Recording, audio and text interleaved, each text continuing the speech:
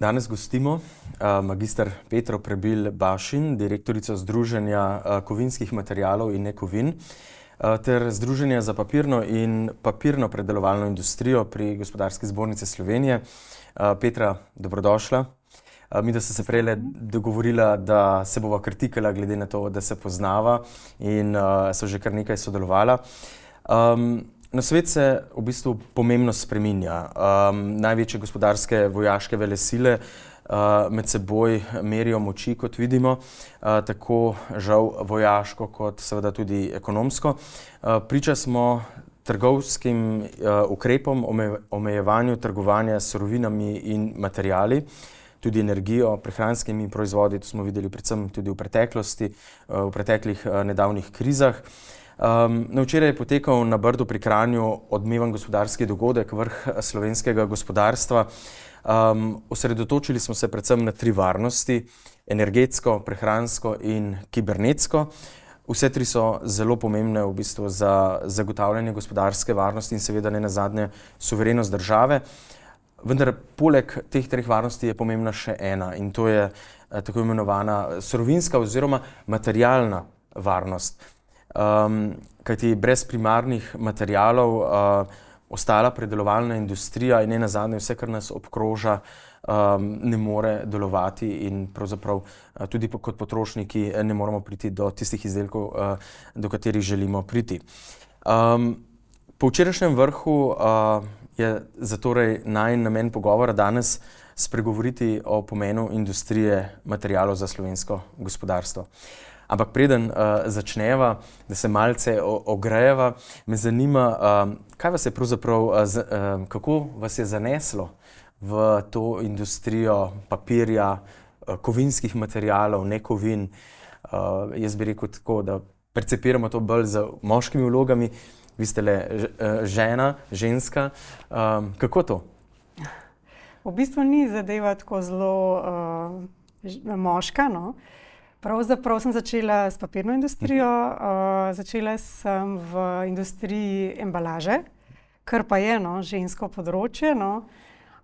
Potem, ko sem pa prišla na Gospodarsko zbornico, sem se začela pa ukvarjati z energetsko intenzivno papirno industrijo, ki je primarni material za embalažo, in potem pač naravno je prišlo zraven še drugo združenje, torej Združenje kovinskih materialov in nekovin.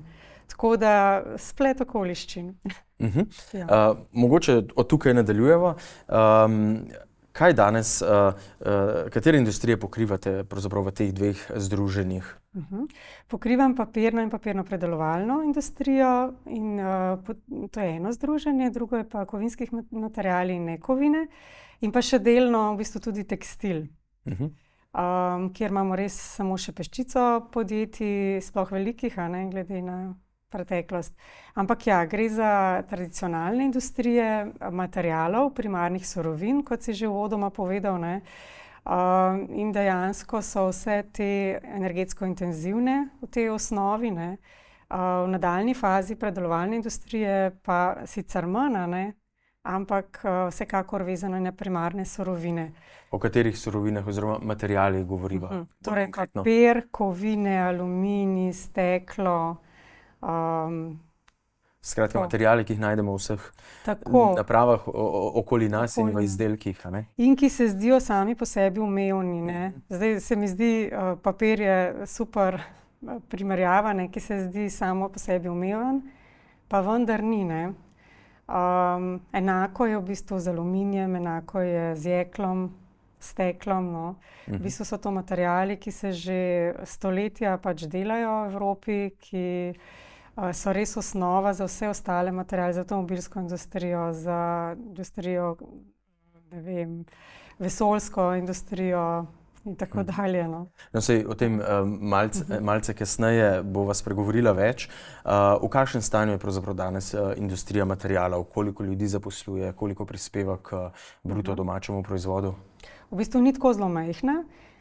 Prispeva kar 3% bruto domačemu proizvodu Slovenije. V skupaj 22% deležu, ki ga predstavljajo predelovalne dejavnosti. Zaposluje 27 tisoč ljudi, ima nadpovprečno dodano vrednost, ne, v primerjavi z drugimi predelovalnimi dejavnostmi. Tako da ustvari 1,8 milijarde prihodkov, no, je pomemben izvoznik, potem regionalno je pozicioniran, ne v središčih in mestih, ampak bolj ruralno, no, kar se mi zdi tudi pomembno. Tako da je razpršena ta industrija pravzaprav po celotni Sloveniji. Tako da mislim, da je pomembna, no, tudi z vidika delovnih mest, recimo, ne nazadnje. Zagotovo. Kakšno pa je trenutno stanje na področju surovin, ne? V preteklosti smo bili priča določenih surovin primanjkovalo, bile so motnje v dobavah, ne, iz tretjih držav v Evropo. Kako na poslovanje podjetij v industriji materialov vplivajo cene in dostopnost surovin danes? Definitivno so cene surovin visoko na prioritetni lestvici konkurenčnosti, ne, teh podjetij. To se pravi, na prvem mestu bi bili verjetno stroški energije, potem pa so že stroški pač materialov. In za proizvodnjo primarnih materialov, ne, ki bi se ohranila v Evropi, je to sigurno pač nekaj pozitivnega, kajti sekundarnih materiali, ki so zdaj, če tako rečem, v modi, ne, da se gremo krožno gospodarjenje, kar je seveda okoljsko bolj spremenljivo, pa vendar, ne, teh materialov ni v izobilju, tako da dogaja se že, naša podjetja čutijo pomanjkanje, ne, torej težko pridejo do sekundarnih surovin, medtem ko so primarne pač zaradi razmer in konkurenčnosti v Evropi vedno bolj stisnjene v kot in se zapirajo, ne. S tem pa seveda Evropa ali pa tudi Slovenija, ne, izgubljamo suverenost, o čemer smo se pogovarjali na vrhu, pravzaprav, kar je velika škoda, ne. Mislim, tipičen in najbolj glasen primer je seveda Talum, a ne, kjer smo zaprli eno redkih še v Evropi delujočih tovarn primarnega aluminija. Talum je res prišel na sekundarno surovino in tudi že javno povedal, da se njegov okoljski odtis vsaj po dvakratil, ne, zdaj, ko uvaža pač sekundarno surovino iz tretjih držav, ki se draži, z dobavo katere ima težavo, in to o tem pač poročajo tudi drugi proizvajalci drugih materialov, ne. Težko je prihajati do sekundarnih surovin, le-te se tudi dražijo. In z zapiranjem primarnih proizvodenj se pač Evropa postaja odvisna tudi materialno, ne. Zdaj, ne vem, super primerjava, ki mi hodi po glavi, so tudi maske, recimo tekstilna industrija, ne, ko smo v koroni ugotovili, kako fino bi bilo, če bi imeli domačo proizvodnjo, ne, pa nismo imeli. Tako da tule se res spravljamo v zelo slab položaj, kajti gre za zelo kapitalsko intenzivno industrijo, kar pomeni, da ko se enkrat taka proizvodnja zapre, ne, jo težko na novo vzpostavimo, ne. Pa še to treba povedati, da pravzaprav vsi ti naši proizvajalci so zelo regulirani. Res od leta 2004 v Evropi imamo Emission Trading System, ETS, ki vključuje vse, rečem, večje emiterje, a ne, in jih sistematično spremlja, da so usmerjeni v zniževanje svojih emisij. In mislim, da je to res en zgleden sistem, ki je prav to industrijo zelo že razogljičil.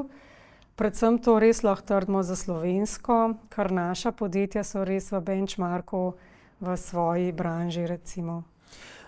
No, kot ste že omenili, ne, industrija materialov že dolgo opozarja na težave poslovanja. Na eni strani, kot ste sami dejali, čutite pritiske konkurence iz tretjih držav, ne, kjer je ta industrija zelo v razmahu. Po drugi strani pa so pogoji poslovanja za to industrijo v Sloveniji tudi čedalje težji, ne. Čedalje več obremenitev je na industriji. S kakšnimi izzivi se srečuje industrija konkretno pri nas? Za to industrijo gotovo največji izziv so stroški energije. Zdaj, včasih je strošek energije v Sloveniji predstavljal neko konkurenčno prednost, ki pa se žal zelo hitro izgublja. Sploh to lahko letos trdimo po energetski krizi, a ne. Imamo tudi pač novo metodologijo izračuna omrežnine, ki je še dodaten, kaj naj rečem, dodatna težava za ta podjetja. Sistem je naravnan tako, no, da so se stroški že tako velikim porabnikom energije ob visoki ceni energije za omrežnino še 2 do 4-krat povišali, kar se zdi res pač nesprejemljivo, no, da v bistvu kreatorji poslovnega okolja dopustijo, no, da prihaja do takih anomalij in neplaniranih velikih stroškov. Ko so že ravno pri omrežninah, se morda še malce ustaviva tukaj. Kako bo ta nov sistem omrežnin vplival na podjetja v industriji materialov? GZS je tukaj bil precej jasen, da ta sistem ni pravičen, da ne omogoča prilagajanja podjetjem, ne? Zakaj ne? Kje je tisti ključen problem? Problem je v tem, da v bistvu ta podjetja delajo ciklično, torej 24/7 in svojega procesa ne morejo prilagajati v bistvu tem 5 odjemnim časom, a ne. Blokom, ne? Blokom, tako, kjer je pač različna cena. Tako da te možnosti nekako nimajo. Poleg tega je bilo prehodno obdobje zelo, zelo kratko. Glede na to, res je bila celotna metodologija sprejeta že 2 leti nazaj, vendar so pa tarife, a ne, torej, da so si lahko podjetja izračunala, kje stroškovno so, ne, po novi metodologiji, znana šele v začetku tega leta.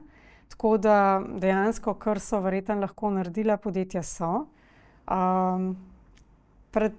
Tako da predvsem mislimo, da je treba v bistvu narediti spremembo metodologije, no.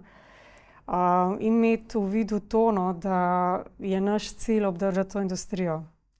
Ker tako kot si rekel, ja, imamo občutek oziroma ta podjetja, no, da pač niso dobrodošla, ker stroški so tako enormno porastli, da je nerazumljivo, no, razumeti pač ta nov način obračunavanja. GZS je kritična tudi do novega nacionalnega energetskega in podnebnega načrta, ne. Ta trenutno sicer še ni šel v Bruselj, pričakuje pa se. Kaj je najbolj problematično pri energetskem sistemu, kot je zastavljen do leta 2030? Ja, predvsem nas skrbi to, da prihodnja proizvodnja ne zagotavlja zanesljive oskrbe in pa konkurenčnih cen. Zdaj, kot slišimo, ne, v zadnjem času naj bi se tudi TEŠ6 v bistvu izključil iz sistema proizvodnje, ne, kar pomeni, da bomo še bolj uvozno odvisni. Zdaj, uvozna odvisnost pa lahko pomeni marsikaj, predvsem nezanesljivo oskrbo in pa še veliko negotovost, kar se tiče cen. Zdaj, v energetski krizi smo videli, da to nič dobrega ne prinaša. Tako da pač Gospodarska zbornica ocenjuje, da bi morali kar se da veliko narediti na tem, da bi imeli lastno proizvodnjo električne energije, za kar imamo vse možnosti, imamo veliko znanja, naravnih danosti, lahko bi bolj izkoristili hidroenergijo, seveda sončna kot dodatek in kot trend in kot zelena energija. Predvsem pa stavimo oziroma mislimo, da bi največjo gotovost nam prinesla izgradnja JEK2. Torej jedrska energija oziroma kombinacija jedrske energije, ne, in hidroenergije oziroma potem tudi še zraven obnovljivi viri, kot je na primer sončna, ne, neka dobra kombinacija, ne. Absolutno. Ja. Industrija materialov porabi seveda veliko energije, ker pač takšna je tehnologija. Nekoč je bila to tudi industrija z večjim ogljičnim odtisom, ne, oziroma danes je še tam, kjer pač tehnologija še ne omogoča, ne, povsem brezogljičnega ali nizkoogljičnega delovanja. Ampak vseeno, ta industrija je naredila v zadnjih letih intenzivne premike, ne, proti recimo nižji ogljičnosti, nižjemu odtisu in nenazadnje tudi nižji energetski porabi. Kako se prilagajate na prehod sedaj na te zelene tehnologije? Res je, no, tudi podatki kažejo in pa pač ankete, ki smo jih izvajali med podjetji, da podjetja so že zelo v zelenem prehodu. Energetska učinkovitost je stalnica, tako da smo v res investicijskem valu, tehnologije se menjajo, tudi v bistvu goriva, vendar je pa problem v tem, da nove tehnologije so v razvoju in so trenutno še tržno nezanimive, torej predrage, ne? Tako da zadeva ne gre čez noč. Terja nekaj časa, ampak kljub temu mislim, da v Sloveniji več nimamo nobenega problematičnega emiterja, ne? Če lahko tako rečem. Da res podjetja so se prilagodila in da so konkurenčna, ker sicer nobeno od teh podjetij samo na slovenskem trgu ne bi preživelo, ker enostavno pač gre za 95 in več odstotne izvoznike. Tako da veste, da če pač v tujini ne bi prodajali, ne bi preživeli, no. Tako da absolutno gre za konkurenčna podjetja, ki pa rabijo nekaj spodbude, ne, predvsem na področju stroškov energije, ne. Tukaj ni samo cena pa omrežnina, ampak so tudi davščine, ne. Tako da to je še tretji segment, na katerem so občutljive, ne. In pa seveda stroški dela, ne. To je tudi večji izziv. Celotno poslovno okolje, ne, pri katerem je GZS zelo aktivna, da bi kljub vsemu država prisluhnila in ga naredila bolj prijaznega podjetjem in s tem seveda tudi delavcem, ne. Industrija materialov, Petra, ima zaradi svoje narave dela, ne, in vpliva na okolje, pa seveda tudi izziv še z enim področjem, to je z Zakonom o vodah. Kako ta vpliva na industrijo z vidika omejitev in priložnosti? Ja, tudi ta okoljski del je zelo pomemben, ja, absolutno. In Zakon o vodah je spet en omejitveni dejavnik, ki podjetja ovira pri investiranju, pri posodabljanju njihovih kapacitet, no. Tako da tukaj ta zloglasni 69. člen res moledujemo že nekaj časa, nekaj več kot leto na GZS-ju, da naj se vendarle spremeni in omogoča pač podjetjem posodobitve. Gre za nekaj podobnega, kot je v bistvu samooskrba na področju energije, a ne. Podjetja zdaj množično gradijo sončne elektrarne, ampak omejitev je pač omrežje, ker se ne morejo priklopiti, ne. Tako da vse te anomalije, no, bi morala država, no, do tega konkurenčnega poslovnega okolja res minimalizirati, no. Ne pa, da vsako novo zakonodajo v bistvu si še višje zidove gradimo. No, ravno tukaj prideva do mojega naslednjega vprašanja. Dejstvo je, da v Sloveniji je nekoliko zaskrbljujoč ta pogled države in ne samo pogled, odnos države do zelo pomembnega segmenta industrije, torej industrije materialov. Kaj bi pomenila ugasnitev ali pa selitev industrije materialov za slovensko gospodarstvo? Gotovo nič dobrega, ne, predvsem na dolgi rok. Tako kot smo rekli, gre za res primarno industrijo. Slabo bi bilo za Slovenijo, slabo bi bilo pač za Evropo, ne, če tako rečem. Delovna mesta, izvoz, vsekakor samozadostnost, ne, tako Slovenije kot Evrope. Mislim, da moramo v teh razmerah gledati tudi na to, da se kontinenti ali pa države zapirajo, ne, da se dogaja v manjši meri že deglobalizacija, ne, in da bi morali res strateško tudi na to industrijo pogledati, ki je pravzaprav srebrnina naše države in ne obratno. Tega razumevanja pa ni dovolj. Ja, tukaj se dejansko pogovarjamo že o vplivu na gospodarsko varnost, ne. Če imamo to industrijo doma, imamo materiale doma, ne, lahko ne glede na zaprtje meja, prekinitve dobav, ne, ki se lahko zgodijo pravzaprav jutri v teh razmerah, bomo na nek način sami sebi lahko pomagali, če bomo imeli. Če pa industrije ne bo, se zna pa zgoditi domino efekt po ostalih panogah, če sem te prav razumel, ne? Ali pa bomo imeli s čim trgovati, ne? Tako. GZS že ves čas opozarja pač na nekonkurenčnost pogojev industrije v Sloveniji, še posebej, če jih primerjamo z trgi izven EU, a ne, rečemo države Balkana, ne, so pogoji verjetno bistveno boljši.